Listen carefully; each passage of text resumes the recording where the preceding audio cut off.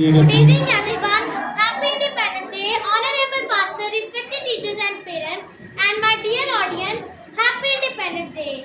Independence is a blessing of God Almighty. I am the citizen of that country which has nuclear power in the world. I am the citizen of that country which has the sixth largest army in the world. My dear audience, we could not live freely under British dominance.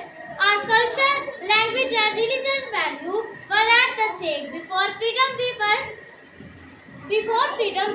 were at the slave to under British in United India. It was therefore necessary to everyone to have free land. Pakistan came into being by the efforts of Iqbal, the hard work of Quaid-e-Azam, and the sacrifice of countless armies. On 14 August 1947, Pakistan was declared as an independent Islamic Republic state. Dear friends, now it is our responsibility to protect our motherland, Pakistan. There is a huge responsibility on our shoulders.